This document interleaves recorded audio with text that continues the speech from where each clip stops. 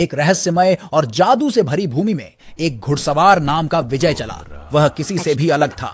बर्फ की तरह सफेद घोड़े पर सवार, सूरज की रोशनी में चमकता हुआ मुकुट पहने और तीरों के बिना धनुष लेकर। विजय को जीतने के लिए तीरों की आवश्यकता नहीं थी, उसकी शक्ति लोगों को एकजुट करने में थी।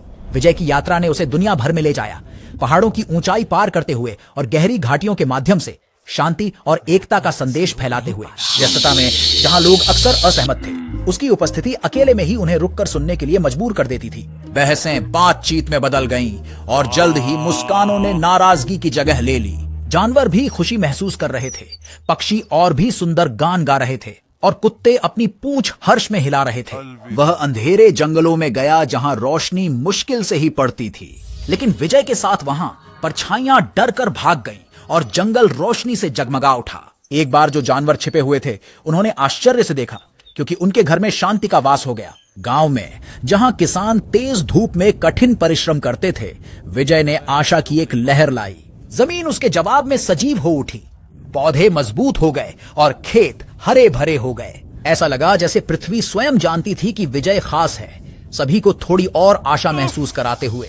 युद्ध, भूख और बीमारी जैसी मुसीबतें लाने वाले अन्य घोड़ेसवारों के विपरीत विजय का एक अलग मिशन था। उसने दुनिया को दिखाया कि असली शक्ति लोगों को डराने में नहीं है या चीजों को जबरदस्ती लेना।